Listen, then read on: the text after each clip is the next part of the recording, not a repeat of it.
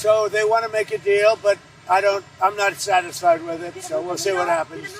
Iran wants to make a deal because they have no military left, essentially, and they want to make a deal, but I'm not satisfied with it. Why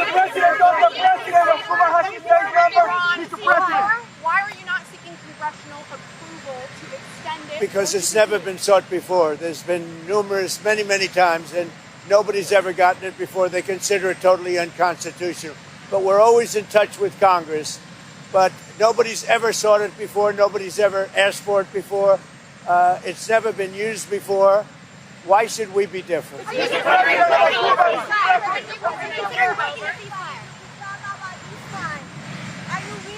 send anybody to Islamabad, your envoy? We have great respect for Pakistan and Islamabad, and tremendous respect for the Prime Minister and the Field Marshal, and they're working with us. They continue to work with us, but the trip is a very long one, and we're doing everything in terms of negotiating right now, in terms of the negotiation telephonically. They've made strides, but I'm not sure if they ever get there. There's tremendous discord. They're having a tremendous problem getting along with each other in Iran. The leadership is very disjointed. It's got 2 to 3 groups, maybe 4. And it's a very disjointed leadership. And with that being said, they all want to make a deal, but they're all messed up.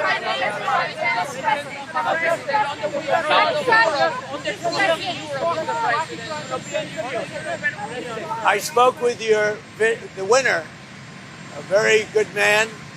As you know, I was very strongly in favor of him in Iraq. And we had a long conversation yesterday. I congratulated him. He won, and with our help, he won, and we want him to do very well. And I told him that the United States is with him all the way. It was a great victory. The new head of Iraq is somebody that we support very strongly.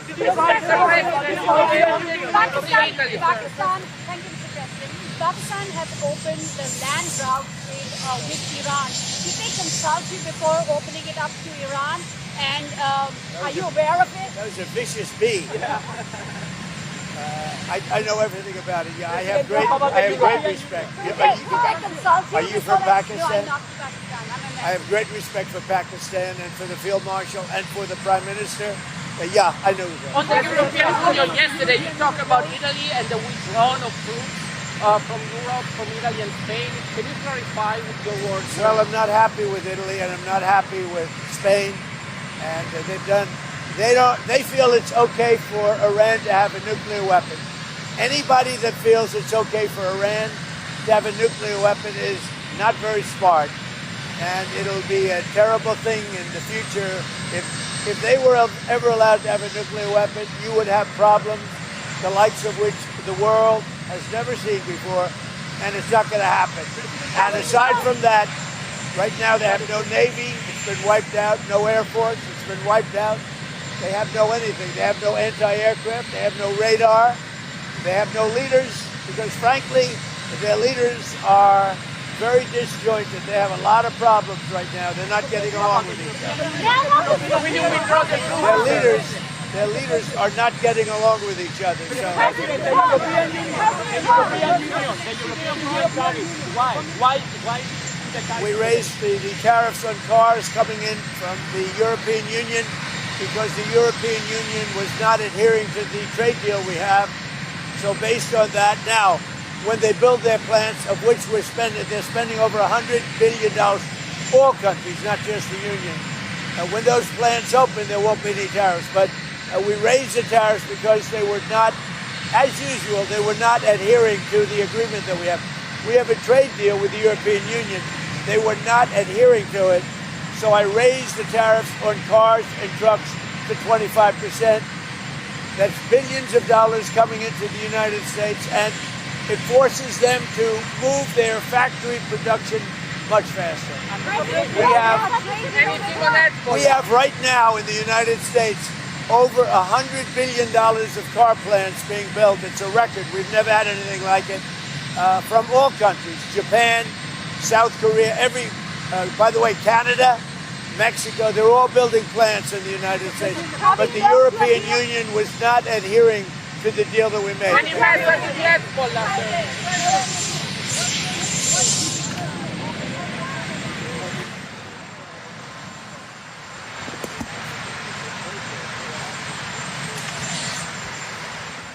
To each other. They're not getting along. They're very, very confused by what's happened because essentially most of their military has been wiped out. But we just had a conversation with Iran. Let's see what happens. But I would say that I am not happy. Their leadership is very disjointed, very argumentative with each other.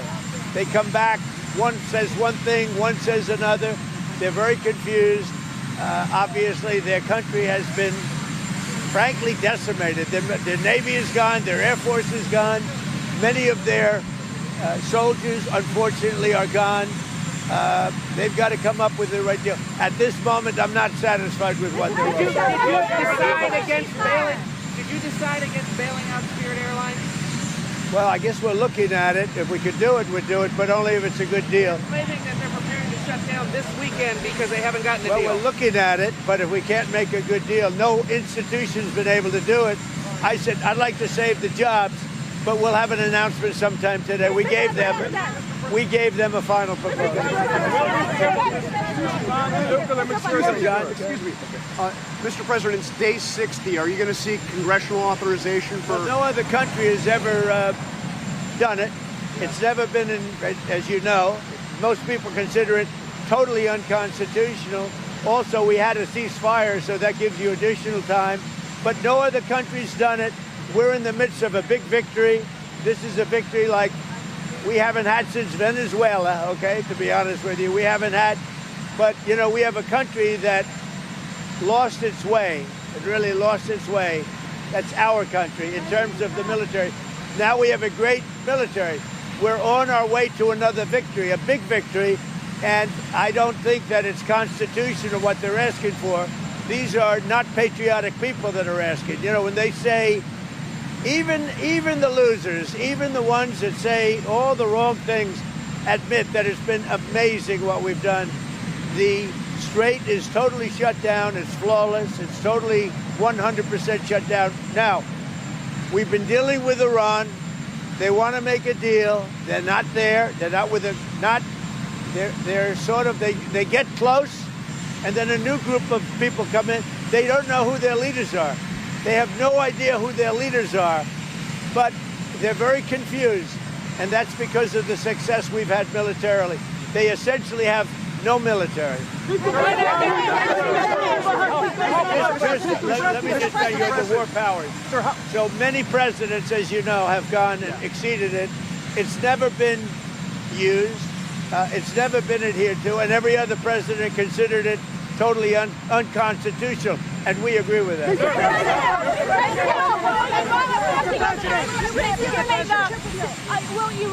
Will Iran affect your China trip, given the blockade? No, the China, it's going to be amazing. The visit with China and Chairman Xi, that's going to be great. We have the trip with China coming up. And I think it'll be an amazing event.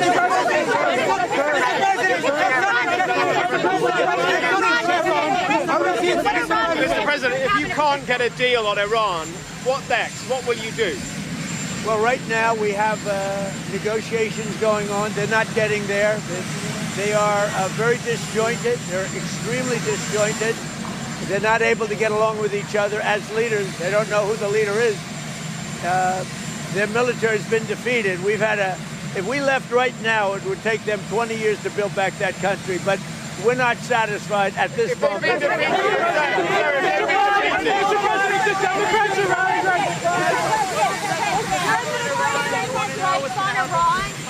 you considering new strikes on Iran? Why would I tell you that?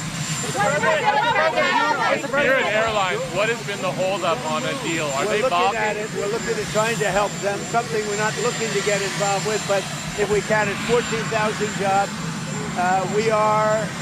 I would say we're driving a tough deal, but it's one of those things. We'll do it or we won't. we'll have something for you today or tomorrow. It seems like the other lenders are balking. They think they'll get bumped down in priority. Well, they will. We come first. Hey, you know what it is? USA first, America first. That's my point. Including with airlines, including with Intel. You know, we made an Intel deal. You know that, right? We made about $40 billion on that. And someday Fox and Peter's going to talk about it. But we helped out Intel, and we ended up making $40 billion. So we're looking at Spirit, different kind of a thing. But we're looking at Spirit, and we can help them, we will. But we have to come first. We're first. It's America first. The CEO of Anthropic came to meet Susie Wiles a week or two ago. What is the latest on your position on that company? Well, only that they had a very good meeting. You had the CENTCOM commander come in here yesterday. Was he briefing you on a different approach, options? What kind of options? How would it look different? There are options. I mean, do we want to go and just blast the hell out of them and finish him forever, or do we want to try and make a deal? I mean, those are the options. Do you want to go blast the hell out of him? I'd prefer not. Forever? On a human basis, I'd prefer not, but that's the option. Do we want to go in there heavy and just blast them away, or do we want to do something? They're a very disjointed unitship, as you can understand, Peter, very disjointed. I mean, they're not getting along with each other, and it puts us in a bad position. One group wants to make a certain deal, the other group wants to make a certain deal, including the hardliners. The hardliners want to make a deal too. Why wouldn't they? They have no Navy, they have no Air Force, they have no anti-aircraft, they have no nothing. And there was some reporting this week that because of all the firepower required for Epic Fury, that there are people in the White House who are starting to worry about our inventory of bombs and missiles. Are you worried? No, we have more than we've ever had, actually. Because all over the world we have inventory, and we can take that if we need it. But all over the world we have tremendous amounts of inventory, the best. For instance, we're stocked and locked and loaded. Right now, we have more than double what we had when this started.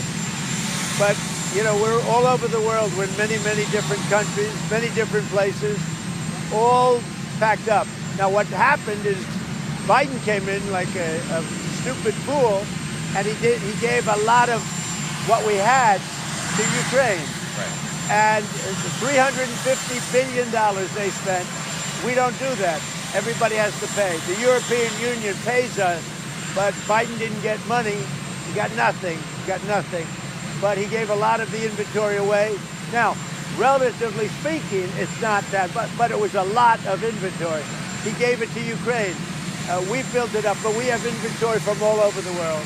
Are you going to go to the G7? The G7 is in France in June. Will you go to it? Probably. Mr. President, will the Lebanese and Israeli leaders be meeting here soon? Mr. President? President NATO. What about NATO? Did the king change your mind? King Charles? No. King and I had a great, he's just a great person. He's a high quality person. I love the job he did in Congress. He actually got the Democrats to stand. He's a wonderful person. She's a wonderful lady, a wonderful queen, and we had a good time. Mr. President, will the Lebanese and Israeli leaders be meeting here soon at the White House? Yeah, they're going to be coming. And President, when you go to this is going to be your first big public event since somebody tried to kill you on Saturday. Do you feel safe going to something like this today? I don't even think about it, Peter. Do you still support a pardon for Pete Rose, sir? Oh, I think Pete Rose was great. I think Pete Rose should have been in the Baseball Hall of Fame a long time ago. A long time ago before his death. I think baseball did a great disservice by not respecting his achievements on the field. He was a great player. I knew him. I knew him well. Sir. He was a great player. Will you pardon him? It seems like you're happy with your blockade and you don't have to restart the war or you don't have to make a deal. Is that correct? Are you happy with the blockade? The blockade has been unbelievable. Powerful, 100%. It's been actually unbelievable. If we left right now, we had a great victory, but we're not doing that. So you don't have to do We're anything else? negotiating with them. Their teams are unbelievably disjointed, but we are negotiating. Mr. President, the NASDAQ and the S&P 500 posted their biggest monthly gain since your first term, sir. Can you talk about what this means to you, the stock market performance, and do you believe that this is going to continue throughout the rest of your term? Thank you. The stock market is hitting record numbers. We have more people working in the USA today than we've ever had working, as you know. It's in many ways. Now, when this war ends, gasoline and oil and everything is going to come tumbling down. But right now, as of this moment, the stock market has hit record highs. We have more people, again, working in the United States today than at any time in the history of our country. We are really doing well. Now, gasoline's high. Other prices are way down, but gasoline's high. But when this is over, you'll have a world without a nuclear weapon with Iran. If you allow Iran to have a nuclear weapon, the world would be in great jeopardy. So it's not going to happen. As soon as the war ends, the gasoline prices will come down. Now, sir, you're going down to the villages. You're going to be talking to our seniors. You've delivered for seniors, no tax on Social Security, most favored nations. Can you talk about everything that you've done to help our senior population, sir? Well, no tax on tips. We have the largest tax cuts in the history of our country also, and regulation cuts, and it's one of the reasons we're doing so well. So we have no tax on tips, no tax on Social Security for our seniors. We have no tax on overtime. And you know, something that nobody talks about, if you buy a car, if it's American made, you get a deduction on interest for income tax purposes. But Mr. President, And by the way, very importantly, right over there, the greatest, you're going to have the greatest ballroom ever built. It's on time, on budget, and it's doing great. And Mr. President, you're going to be hosting the first ever UFC fight at the White House in 45 days, sir. Can you preview the event? Can you talk about the card and what this will mean? They have some of the greatest champions in the world. The arena, they're going to start building it over the next week. It's right here. It'll be about 5,000 seats. They'll have 100,000 people down by the ellipse with screens, and it's all free. It's going to be great. I got to go. thank you, sir.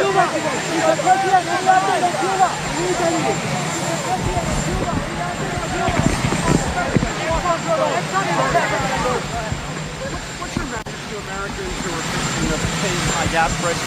Well, it was just announced we have more people working in the United States today than ever before in history. Outside of the gasoline, prices are way down. Prices have come down. I inherited that. We inherited the highest inflation in the history of our country, 48 years. But in the history of our country. And prices are down. When the war ends, which shouldn't be too long, they want to make a deal so badly, but they're not there yet. They're not there, in my opinion, they're not there. When the war ends, gasoline prices are going to tumble because there is so much right now on the seas already loaded into tankers. Tankers that can't escape the strait. There is so much, like record-setting. But when the war ends, gasoline prices will go down to below what they were. I think it's very important. The stock market just hit an all-time high. And again, more people working today than at any time ever. And we just got the largest tax cut in history with the no tax. Mr. President, you, Mr. Kurdish here. Do you like him? This guy? Yeah. Go ahead. Mr. Kurdish. I love you, Mr. President. Mr. President, I like him too. Thank you, Mr. President. Mr. President, you said you send weapons to help Iranian demonstrators. Some sources claim these weapons are in Suleimania, in Iraqi Kurdistan. Do you confirm that? And as you said, they will pay a big price? I'm not happy with the delivery of the weapons. I'm not thrilled with it. But a small amount of weapons were sent, and we'll see who has them. But I'm not happy with what happened with the Kurds. The Kurds did not deliver the weapons like that. Exxon and Chevron are refusing to increase oil production. Exxon and Chevron. What do you say about that? We're doing great production. We're producing more oil right now. That's the other thing. We have more oil production right now than any time in history. And if you take a look at the ships, they're all coming up to Texas, Louisiana, Alaska. Did you see the line? What do they call it? The Tango. But that is some line of ships. They're all coming up. They're loading up. The biggest ships in the world are coming up to Louisiana, Texas, and to Alaska. And they're loading up. And I don't want to say it, but our country is getting stronger and stronger. This has been amazing. The amount of oil and gas that we're selling now is at a level that nobody's ever seen before. Would you consider Ron DeSantis for a cabinet position? Well, I like him a lot, so nobody did. I like him a lot. You're not satisfied with Iran. Can you tell us, you said you're not satisfied with the plan right now. Can you tell us what specifically you're not satisfied with? They're asking for things that I can't agree to. Mr. President,